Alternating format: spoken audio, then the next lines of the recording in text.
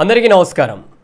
దేశవ్యాప్తంగా ఒక సంచలనమైనటువంటి రికార్డుతో చలనచిత్ర రంగంలో తనకంటూ ఒక ప్రత్యేకమైనటువంటి గుర్తింపును తెచ్చుకొని ఇటీవల విడుదలైనటువంటి చిత్రం ఏదైతే ఉందో పా రంజిత్ దర్శకత్వంలో చియాన్ విక్రమ్ కథానాయకుడిగా నటించినటువంటి చిత్రం, ఇటీవల స్వాతంత్ర దినోత్సవం నాడు విడుదలైనటువంటి చిత్రం ఏదైతే ఉందో తంగ్లాన్ చిత్రంతో దర్శకుడు ఎవరైతే ఉన్నారో పా రంజిత్ ఒక సంచలనమైనటువంటి రికార్డును సృష్టించాడు.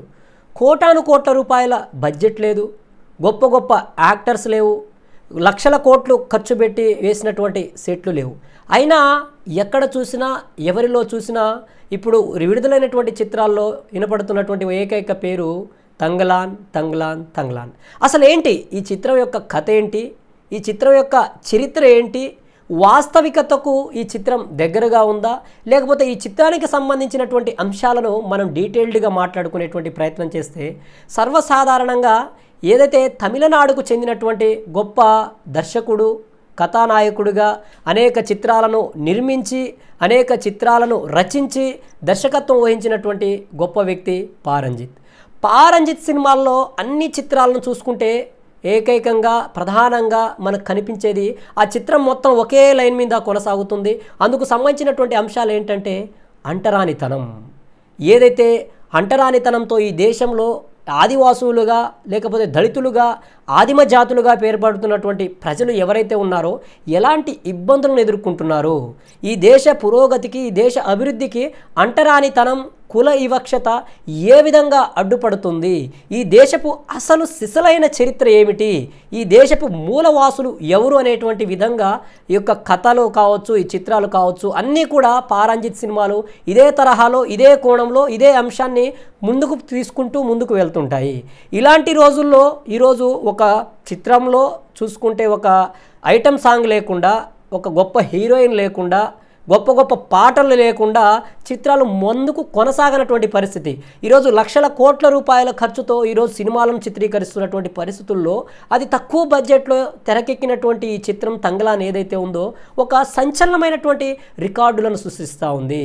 ఈ చిత్రంలో ఉన్నటువంటి అంశాలను లోతుగా అధ్యయనం చేసేటువంటి ప్రయత్నం చేస్తే ఏదైతే ఈరోజు మనం చెప్పుకుంటున్నటువంటి కోలార్ గోల్డ్ ఫైల్స్ కావచ్చు, కోలార్ గోల్డ్ గనులు ఏవైతే ఉన్నాయో వాటి యొక్క వాస్తవ చరిత్ర ఏంటి, అసలు బంగారం వెలికితీతకు సంబంధించినటువంటి అంశాలను ఈ చిత్రంలో చాలా కూలంకషంగా, అలానే ఈ బంగారానికి భూమికి మధ్య ఉన్నటువంటి రిలేషన్ ఏంటి, ఈ బంగారాన్ని కాపాడుకోవాల్సినటువంటి బాధ్యత ఎవరిది, ప్రకృతి సంపదను కొందరు భూస్వాములు కావచ్చు, కొందరు పెట్టుబడిదారులు కావచ్చు, కొందరు పారిశ్రామికవేత్తలు కావచ్చు ఇష్టానుసారంగా తవ్వేసుకుంటూ ప్రకృతి వైపరీత్యాలకు కారణమవుతున్నారు.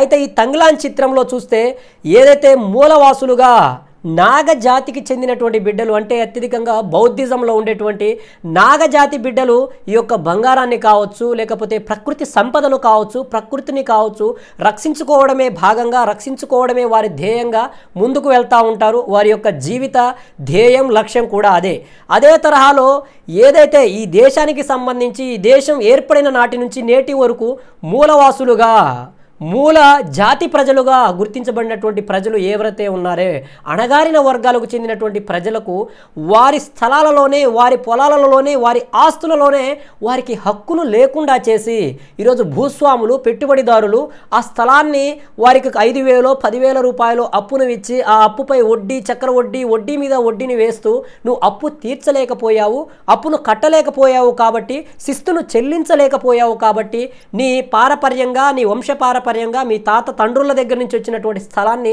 మేము తీసుకుంటున్నాము. కాబట్టి నీ పొలంలోనే నువ్వు కూలివాని వలె నీ కుటుంబంలో ఉన్న ప్రతి వ్యక్తి కూడా వెట్టి చాకిరీ చేయాలనేటువంటి ఒక విధానంతో ముందుకు వెళ్తుంది ఈ చిత్రం. అయితే ఈ వెట్టి చాకిరీ నుంచి బయటకు పడాలి, ఈ వెట్టి చాకిరీ నుంచి తిరిగి మన భూములను మనం సాధించుకోవాలి, మన భూముల మీద మనం హక్కును సాధించుకోవాలనేటువంటి ఒకే ఒక లక్ష్యంతో చియాన్ విక్రమ్ ఏదైతే కోలార్ గనులకు సంబంధించినటువంటి ఆ బంగారు వెలికితీతకు సంబంధించి గతంలో కూడా వీరి యొక్క తాతగారి కాలం నుంచి నేటి వరకు కూడా ఆ యొక్క కోలార్ గనుల్లో ఉన్నటువంటి బంగారాన్ని అవసరానికి ఎంత అయితే కావాలో అంత వాటిని ఏదో ఒక రూపంలో వాటిని జల్లెడ పట్టి సాధించేటువంటి పరిస్థితులు ఉన్నాయి. అయితే ఆ తరువాత కాలానుగుణంగా వచ్చినటువంటి మార్పులు రాచరిక ప్రభుత్వాలు కావచ్చు, రాచరిక రాజులు కావచ్చు, ఆ తరువాత ఈ భారతదేశంలోకి వచ్చినటువంటి బ్రిటిష్ పాలకులు కావచ్చు, ఆ బంగారంపై ఆశపడి ఆ బంగారాన్ని ఎలాగైనా చేజిక్కించుకోవాలనేటువంటి ఒకే ఒక లక్ష్యంతో ఇదే వ్యక్తులను, ఇవే కూలీలను, ఇదే వెట్టి చాకిరిగా చేయిస్తున్నటువంటి వ్యక్తులను తీసుకొని వెళ్ళి ఆ యొక్క బంగారు గనులలో అయితే వీరిద్దరి మధ్య ఒక ఒప్పందం జరుగుతుంది. ఏదైతే బంగారానికి సంబంధించినటువంటి ఎంత బంగారం అయితే వస్తుందో ఆ బంగారాన్ని సగం సగం పంచుకుందామనేటువంటి ఒక లక్ష్యంతో ముందుకు సాగేటువంటి ఈ చిత్రం చాలా గొప్ప సందేశాన్ని ఇచ్చింది. ఈరోజు భారతదేశంలో అనేక మంది ప్రజలు ఏదైతే 80% ఉన్నటువంటి ప్రజలు ఎవరైతే ఉన్నారో అంటరాని వారుగా నేటికి కూడా భారతదేశానికి స్వాతంత్రం వచ్చి 77 సంవత్సరాలు పూర్తి చేసుకుని 78వ సంవత్సరంలో అడుగిడుతున్న సందర్భంగా కూడా నేటికి అక్కడక్కడ అనేక సందర్భాలలో అనేక రాష్ట్రాలలో ఈ కుల వివక్షతకు సంబంధించి ఈ అంటరానితత్వానికి సంబంధించినటువంటి అంశాలు బయలుపడుతున్నాయి. నిజంగా ఈ దేశపు మూలవాసులు ఎవరు? ఈ దేశంపై నిజమైన హక్కు ఎవరిది? ఈ దేశంలో ఉన్నటువంటి సంపదపై నిజమైనటువంటి హక్కు ఎవరిదని మనం మాట్లాడుకునేటువంటి ప్రయత్నం చేస్తే ఆదిమ జాతులుగా పిలువబడుతున్నటువంటి ఆదివాసులు కావచ్చు, దళితులు కావచ్చు, గిరిజనులు కావచ్చు, నిజంగా ఈ దేశపు మూలవాసులు వీరే. ఈ దేశానికి కర్త, కర్మ, క్రియ అన్నీ కూడా వీరి పేర్లలోనే ఆనాటి జాంబవరాజు నుంచి నేటి వరకు కూడా అనేక మంది రాజులు రాజ్యాలను చేశారు. అనేక మంది ఈ దేశపు పురోగతిలో వారి వంతు కృషి చేశారు. ఈ దేశ స్వాతంత్ర సంపార్జనలో కూడా వారి వంతు కృషి చేసి ప్రాణాలను అర్పించి ఈ దేశపు స్వాతంత్ర సంపార్జనలో కూడా విశేష కృషిని చేసినటువంటి వ్యక్తులు ఈరోజు దేశంలో ఆదిమ జాతులకు చెందినటువంటి ప్రజలు ఉన్నారు. కానీ అలాంటి ఆదిమ జాతి ప్రజలను దళితులుగా, గిరిజనులుగా, మరొకరుగా విభజించి వర్గీకరణ చేసి వారిని ఇష్టానుసారంగా విభజించేసి వారి మధ్య అంతర్కల్లోలాలను సృష్టించి వారిని బానిసలుగా తయారు చేసినటువంటి పరిస్థితులు ఇవి. తంగలాన్ చిత్రం నిజంగా నేటికి వాస్తవ పరిస్థితులను, ఈ దేశపు సంపద ఏ విధంగా ఉంది, ఈ దేశానికి సంబంధించినటువంటి ప్రకృతి సంపదను ఏ విధంగా కొల్లగొడతా ఉన్నారు, ఈ దేశంలో ఉన్నటువంటి ప్రకృతి సంపదను దోచుకోవడం కోసం జమీందారులు, భూస్వాములు ఏ విధంగా వారి పొలాల్లోనే ప్రజలను వారిని బానిసలుగా మార్చి వెట్టి చాకిరికి పెడుతున్నారో చాలా కూలంకషంగా, చాలా క్లుప్తంగా కళ్ళకు కట్టినట్లు చూపించినటువంటి చిత్రం. నిజంగా పారంజిత్ యొక్క ప్రయత్నం ఏదైతే ఉందో నిజంగా హర్షించదగ్గ అంశం.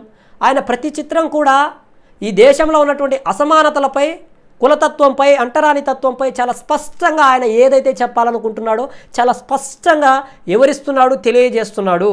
దేశంలో ఉన్నటువంటి ప్రజలు ఎప్పటికైనా 77 సంవత్సరాలు పూర్తి చేసుకుని 78వ సంవత్సరంలో అడిగిడుతున్న సందర్భంగానైనా మీలో ఉన్నటువంటి మత ఛాందసవాదం, కుల ఛాందసవాదం, అంటరాని తత్వాన్ని విభజించి త్యజించి మొత్తాన్ని సమూలంగా బయటకు పంపించి మనమందరం భారతీయులమే, కలిసికట్టుగా ముందుకు సాగితేనే ఈ దేశం పురోగతి వైపు ముందుకు అడుగులు వేస్తుందని ఆలోచించాల్సినటువంటి అవసరం, ఆవశ్యకత ఉంది. అలాంటి గొప్ప చిత్రాలు కూడా ఈరోజు దేశంలో రావాలి. దేశంలో వస్తున్నటువంటి నూతన నవ యువతరం కూడా ఇలాంటి చిత్రాలను చూసి మీలో ఉన్నటువంటి భేదాభిప్రాయాలను అన్నిటినీ కూడా త్యజించి మనమందరం సోదరీ భావంతో స్నేహపూర్వకంగా ముందుకు సాగుతేనే ఈ దేశం పురోగతి వైపు నడుస్తుందని, ఈ దేశం పురోగతి ఫలాలు ప్రతి పౌరుడికి చెందుతుందని ఆశించి ముందుకు కొనసాగాల్సినటువంటి అవసరం ఉంది. ఇలాంటి ప్రయత్నం కూడా గొప్ప గొప్ప దర్శకులు చేయాలి. కేవలం ఒక్క పారంజితే కాదు, ఈ దేశపు వాస్తవ చరిత్రను వెలికి తీసి వాస్తవ చరిత్రను ప్రజలకు తెలియజేయాల్సినటువంటి అవసరం ఉంది. కాబట్టి పారంజిత్ గారు నిజంగా ఇది గొప్ప ప్రయత్నం అండి. మీరు ఇలా కొనసాగించండి. తప్పకుండా రాబోయేటువంటి రోజుల్లో దేశంలోని ఒక సంచలనమైనటువంటి దర్శకుడిగా మీరు చరిత్రను సృష్టించబోతున్నారు ఈ తంగలాన్ చిత్రంతో. గతంలో కూడా మీరు తీసినటువంటి అనేక చిత్రాలు కూడా వాస్తవికతకు చాలా దగ్గరగా వాస్తవికతనే మీ చిత్రాల్లో చూపిస్తూ ఉన్నారు. ఆ దిశగానే మీ ప్రయత్నం ముందుకు కొనసాగించండి. తప్పకుండా రాబోయేటువంటి రోజుల్లో ఈ దేశంలో ఉన్నటువంటి అసమానతలు, కులతత్వం అన్నీ కూడా సమూలంగా త్యజించబడి దేశం అభివృద్ధి ఫలంలో ముందుకు వెళ్తుందని నేను ఆశాభావాన్ని వ్యక్తం చేస్తున్నాను. జై భీమ్, జై భారత్, జై హింద్.